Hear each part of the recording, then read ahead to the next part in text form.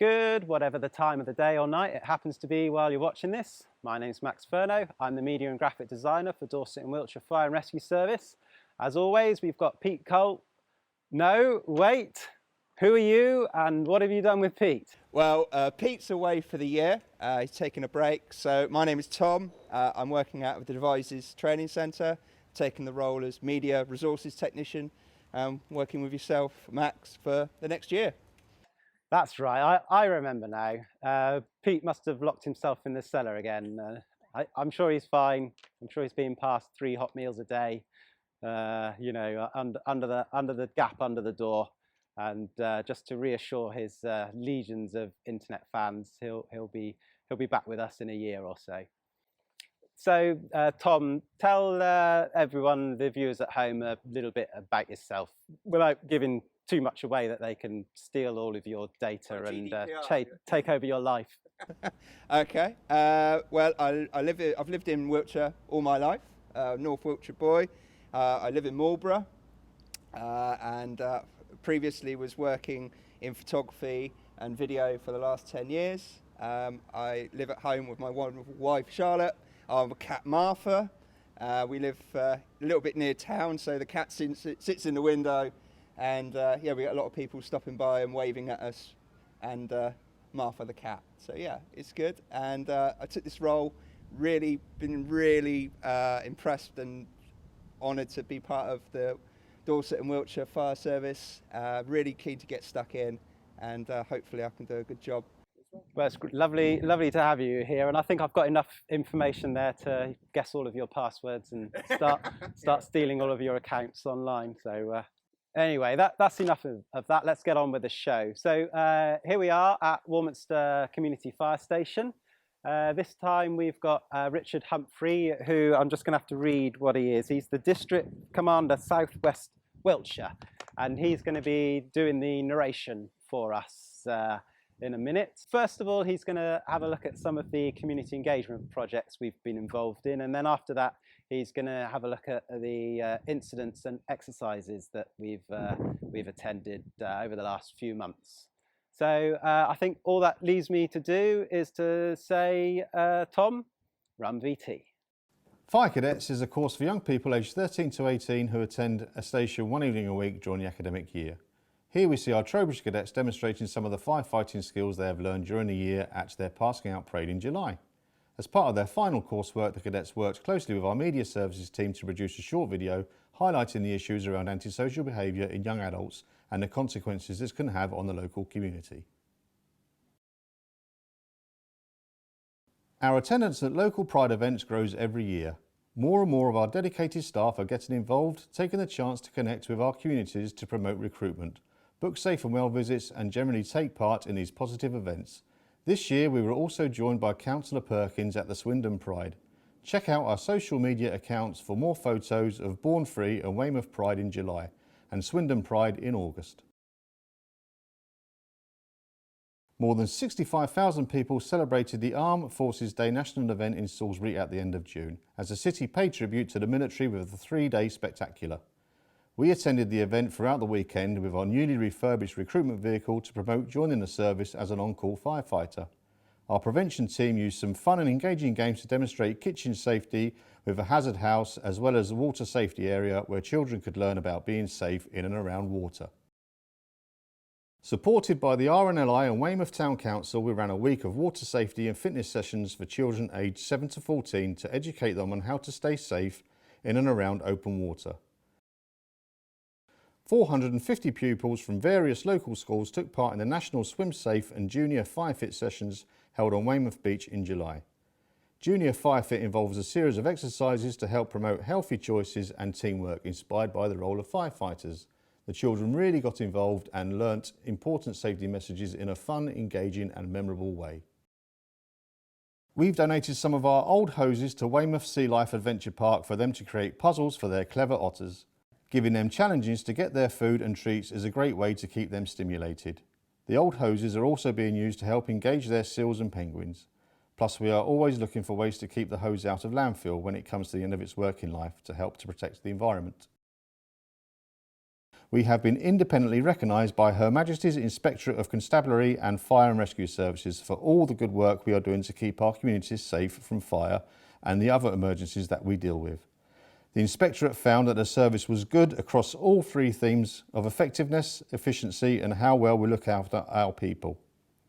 The report also identified some improvement areas. Pleasingly, these areas are already being considered and progressed as part of our internal improvement plans. We are one of only 8 fire and rescue services to achieve this in the second tranche of 16 inspections, and the only one in this tranche to receive good in all sections of the people pillar. Now let's take a look at some of the recent incidents and exercises that we've attended. We hosted a National Heavy Rescue Development event at our training centre in West Moors in June. The 2-day exercise was organised by Watch Manager John Curley, who welcomed over 50 skilled and dedicated attendees to share knowledge and best practice from several other services and manufacturers. Various scenarios were created so that the teams were able to familiarise themselves with a range of different equipment, encouraging discussion and the development of techniques to further enhance the ability to save the lives of the communities we serve. We were called to a manufacturing premises on Watery Lane, Bishops Row in June for an incident involving chlorine gas. 6 fire engines were sent, as well as our incident command unit, operational support unit and a drone pilot. Firefighters wearing gas-tight suits used gas monitoring equipment and a thermal imaging camera to ensure that the scene was safe. Local roads were closed and people living or working nearby were advised to keep doors and windows shut as a precaution while the incident was dealt with. Firefighters from Bridport were alerted to a fire in a local industrial unit in July. Due to the scale of the fire, they quickly requested support with 15 fire engines and other specialist firefighting vehicles, including colleagues from Devon and Somerset Fire and Rescue Service. Using breathing apparatus and main lines to extinguish the fire, we managed to save 80% of the building and stop the fire spreading to 7 other businesses, helping to keep them trading and staff in employment.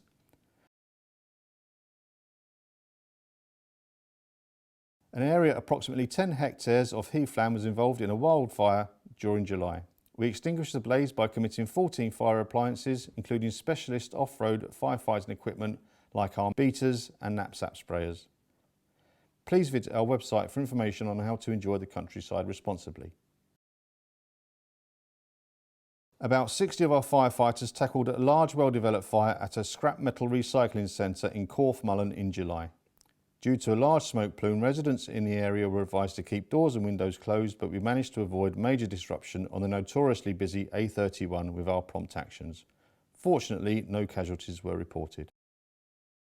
Now that our new aerial ladder platforms, or ALPs for short, are fully operational, we held a photo shoot at Salisbury Cathedral in August on a very wet and windy day.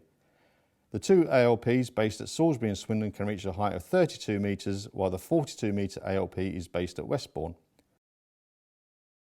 They are already being put to good use, as this example shows of Swindon responding to a person collapsed on top of the Link Centre in June. We staged a road traffic collision exercise at the Honda test track in Swindon in August. Honda kindly donated a number of pre-production vehicles to allow our fire crews to practice cutting and extrication techniques. Our firefighters were joined by 2 crews from Oxfordshire, as well as police officers, paramedics and officers from Swindon Borough Council. Vehicle technology and construction is changing all the time, and multi-agency exercises like this provide a unique opportunity for us to practice potential life-saving techniques. So many thanks for Richard there for doing such an excellent job of the narration. Soy hombre mercelado. Now I can see you're looking a bit confused there, Tom, and this is the part of the show where I like to throw in something that hasn't been on your script, and just to shall I do it again? Yeah. Soy hombre mercelado. Right, okay. Which is, I can see you're not quite getting it. It's Spanish for I am Batman. Oh, I should do it in that voice. Soy hombre mercelado. Right, okay. I went to Spain over the summer, and we went and saw Batman in an open air cinema while we were there. But and I just thought soy hombre mercelado. Mercelado. It's just sounds so much better than Batman. But being Spanish, they just say Batman. Batman. So they're talking Spanish, and then they say Batman. Like the German for Batman is Flaudermaus man. Yeah, it doesn't have the same I am Flaudermaus. It's not. Well, Flaudermaus literally means flying mouse, Yeah. which is lovely. Yeah, yeah. So, It's not. Flaudermaus man. but again, they just say Batman. Yeah. Because that's more. Yeah. So they're talking German, and then they go Batman. Batman. Can't do it. Flaudermaus man. Okay, let's get on with the show. But also, while you're messing around with Google Translate and Siri, don't forget to get them to say 555,555 in German. It's the funniest thing I've ever heard. Tom, what have you selected out of the trillions of emails that we've received this time? We have with us a first-time email from Simon 300786, and he's written to say. There must be an awful lot of Simons. Yeah. I mean, yeah. I'd be amazed if it was Simon 01. That would be quite impressive. But he's written in to say hi, Max and Tom. So he obviously knows I'm about. Loves the podcast. I may have put that in. Oh, that's good for you. Very kind of you. Could you do a talk about some of your 4x4 fire appliances, on what they carry to a normal appliance? Would be most grateful. Yes, so our 4x4 appliances generally used on sort of heath fires, over rough terrain, where it would be more difficult to get the traditional fire engine that's behind, like the one behind me now, where maybe they would be more likely to get stuck in mud or whatever. We can use these. They're good for going over rough terrain, less likely to get stuck. So yeah, heath fires are perfect use for them. We don't actually have one of them here at Warminster, but we'll bear it in mind, and the next time me and Tom are at a fire station doing one of our podcasts, and there's a 4x4 there, we'll try and remember to give you a little tour of it, so you can have a look around. So many thanks for that one, Simon. Tom, have you got any others? Yes, Max, we've got another first-time emailer from Harrison, who says, hi, Max and Tom. I love the podcast. I'm a regular at the Warminster Fire Station, and I'm just wondering, can you do a podcast there? And can I come to watch or talk to you guys? Would love to meet you, and my uncle's a firefighter there too.